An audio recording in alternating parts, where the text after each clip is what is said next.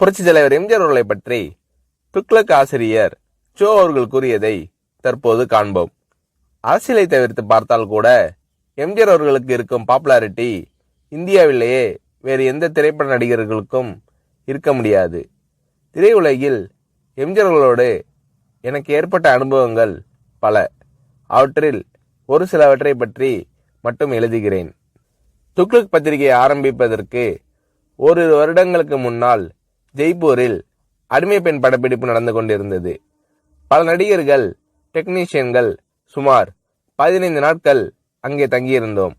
ஒவ்வொருவரையும் எம்ஜிஆர் அவர்கள் அக்கறையுடன் கவனித்துக் கொண்டது போல் வேறு எந்த தயாரிப்பாளரும் தன் படம் சம்பந்தப்பட்ட எவரையும் கவனித்துக் கொள்வாரா என்பது சந்தேகம்தான். தங்கும் வசதி, சாப்பாடு எல்லாம் ஒவ்வொருவருக்கும் திருப்திகரமான முறையில் இருக்கிறதா இல்லையா என்பதை அவ்வப்போது எம்ஜிஆர் அவர்களே நேரில் கவனித்துக் கொள்வார். படப்பிடிப்பின் போது ஒரு சில நாட்கள் கடும் வயிற்று வலியால் நான் அவதிப்பட்ட போது எம்ஜிஆர் அவர்கள் என்னிடம் காட்டிய பரிவு என்னால் மறக்க முடியாது.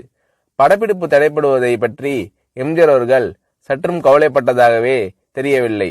அதே சமயத்தில் சென்னையில் ஒரு வழக்கை நடத்துவதற்காக நான் ஆஜராக வேண்டியிருந்ததால் உரிய நேரத்தில் என்னை அனுப்பி வைப்பதற்கும் எம்ஜிஆர் அவர்கள் எடுத்துக்கொண்ட சிரமம் கொஞ்சம் நஞ்சமல்ல.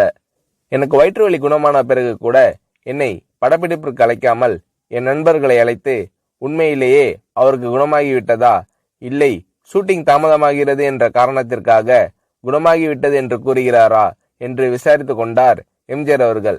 அவருடைய டாக்டரை அனுப்பி நான் பரிபூர்ண குணமடைந்து விட்டேன் என்று அவர் சர்டிபிகேட் கொடுத்த பிறகுதான் சம்பந்தப்பட்ட காட்சிகளை எடுக்க ஆரம்பித்தார் எம்ஜிஆர் அவர்கள். என் விஷயத்தில் மட்டும் இப்படி என்பதில்லை. எல்லா நடிகர்களுக்கும் டெக்னீஷியன்களுக்கும் ராஜ உபசாரம்தான்.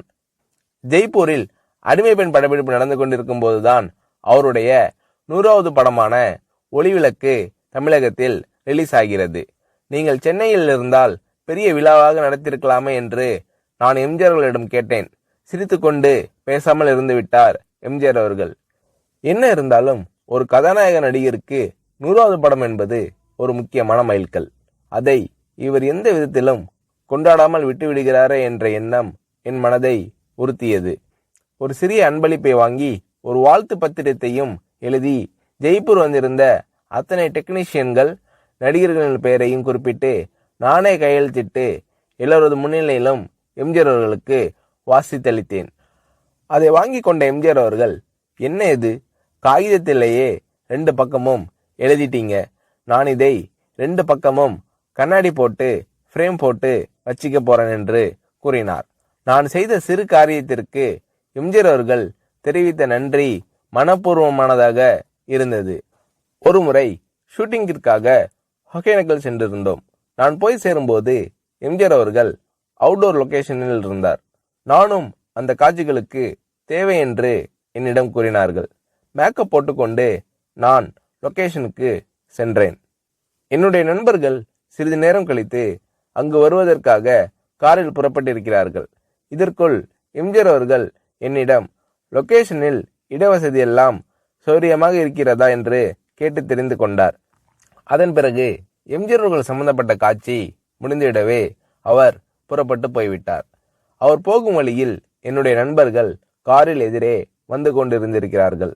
அடையாளம் புரிந்து கொள்வாரா மாட்டாரா என்ற நினைப்பில் அவர்கள் எம்ஜிஆர் அவர்களை பார்த்தும் கூட பேசாமல் வண்டியை ஓட்டி கொண்டு வந்திருக்கிறார்கள். வண்டி அவர்களை கடந்து சில அடிகள் சென்ற பிறகு எம்ஜிஆர் அவர்கள் தனது வண்டியை நிறுத்த சொல்லி அவர்களுக்கு செய்கை காட்டி நிறுத்தி தன் வண்டியை பின்னோக்கி ஓட்ட செய்து இறங்கி வந்து எனது நண்பர்களை அழைத்திருக்கிறார். நீங்கள் எல்லாம் சோவின் நண்பர்கள் தானே, இடவசதி எப்படி இருக்கிறது, உங்களுக்கு போதுமா? சோவிடம் கேட்டால் அவர் எல்லாம் சரியாக இருக்கிறது என்று கூறி மழுப்பி விடுகிறார். ஏதாவது குறை இருந்தால் நீங்கள் சொல்லுங்கள் என்றெல்லாம் விசாரித்துவிட்டு அதன் பிறகுதான் மீண்டும் தன் வண்டியில் ஏறி புறப்பட்டு சென்றுள்ளார் எம்ஜிஆர் அவர்கள். மிக சாதாரண விஷயம் போல் தோன்றலாம், ஆனால் அந்த மாதிரி கேட்டிருக்க வேண்டிய அவசியமே எம்ஜிஆர் அவர்களுக்கு இல்லை. முகங்களை ஞாபகம் வைத்துக் கொள்வதில் எம்ஜிஆர் அவர்கள் வல்லவர். அதற்கு இன்னொரு உதாரணம். எம்ஜிஆர் அவர்களுடன் சத்யா ஸ்டுடியோவில் ஷூட்டிங்கில் கலந்து கொண்டிருந்தேன். என்னுடைய நண்பர் நீலு சில ஆண்டுகள் கல்கட்டாவில் தங்கிய பிறகு அன்றுதான் சென்னைக்கு திரும்பினார். என்னை பார்க்க சத்யா ஸ்டுடியோவிற்கு வந்தார்.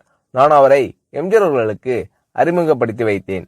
எனக்கு தெரியுமே, உங்கள் நாடகத்தில் இவர் நடித்ததை நான் தான் பார்த்திருக்கிறேனே என்றார் எம்ஜிஆர் அவர்கள். அதற்கு முன்தினம் எம்ஜிஆர் அவர்கள் எங்கள் நாடகத்திற்கு வந்திருந்தார். ஆனால் நீலுவோ அன்றுதான் கல்கட்டாவிலிருந்து திரும்பியிருந்தார். ஆகையால் நான் எம்ஜிஆர் அவர்களிடம் சொன்னேன், நேற்று நீங்கள் பார்த்த நாடகத்தில் அவர் நடிக்கவில்லை. கல்கட்டாவிலிருந்து இன்றுதான் சென்னைக்கே வந்திருக்கிறார் என்றேன். எம்ஜிஆர் அவர்கள் என்னை கேட்டார், நேற்று நடந்த நாடகத்தில் பார்த்தேன் என்று நான் சொன்னேனா? 3 ஆண்டுகளுக்கு முன்னால் திருவல்லிக்கேணியில் என்கேடி கலா மண்டபத்தில் மனமொரு குரங்கு நாடகத்தில் ஒரு அடங்கா பிடாரி மகனின் தந்தையாக அரிசி வியாபாரியாக நடித்தவர் இவர்தானே, அதைதான் நான் சொன்னேன் என்றார் எம்ஜிஆர் அவர்கள். நானும் சரி, நிலுவும் சரி, இதை எதிர்பார்க்கவில்லை. இவ்வளவு ஞாபக சக்தியா என்று வியந்தோம்.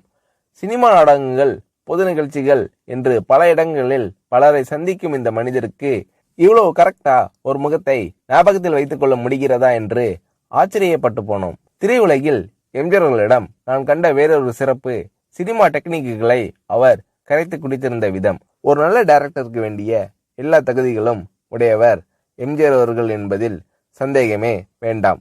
சண்டை காட்சிகளை படமாக்குவதில் வல்லவர் எம்ஜிஆர் அவர்கள் என்று கேள்விப்பட்டிருக்கிறேன். சில சமயங்களில் டைரக்ஷன் எம்ஜிஆர் என்று விளம்பரப்படுத்தப்படும் படங்களை பற்றி சிலர் வேறு யாரையாவது டைரக்ட் செய்ய சொல்லிவிட்டு அவர் தன் பெயரை போட்டுக் கொண்டிருப்பார் என்று கூற நான் கேள்விப்பட்டிருக்கிறேன். இது வெறும் பிதற்றல். இன்னும் சொல்ல போனால் பல சமயங்களில் எம்ஜிஆர் அவர்கள் படங்கள் வேறு டைரக்டரின் பெயரில் வெளிவரும்போது கூட அவற்றிலும் பல காட்சிகளை எம்ஜிஆர் அவர்களே டைரக்ட் செய்திருப்பார்.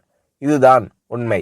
எம்ஜிஆர் அவர்கள் செய்துள்ள தான தர்மங்கள் ஏராளம் என்பது எல்லோருக்கும் தெரியும். தவிர எந்தவிதமான விளம்பரமும் இல்லாமல் எம்ஜிஆர் அவர்கள் செய்துள்ள உதவிகளும் அநேகம் உண்டு. உதவி பெற்றோர்கள் கூட என்னிடம் கூறியிருக்கிறார்கள். மிகவும் தேவையான சமயத்தில் செய்யப்படும் உதவி போன்ற நல்ல காரியம் வேறு எதுவும் இல்லை.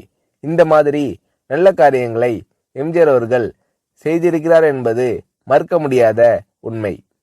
ஒரு நடிகர் ஒரு முறை என்னிடம் கூறினார், வீட்டுல ஒல வச்சுட்டு சோறு பொங்குற நம்பிக்கையோட ஒருத்தர் வீட்டுல போய் நிக்க முடியும்னா அது எம்ஜிஆர் தான், வேறு யாரும் கிடையாது. இந்த மாதிரி மனப்பூர்வமான சர்டிபிகேட் வேறு எத்தனை பேருக்கு கிடைக்கும் என்று புரட்சி தலைவர் எம்ஜிஆர் அவர்களை பற்றி சோ அவர்கள் கூறுகிறார்.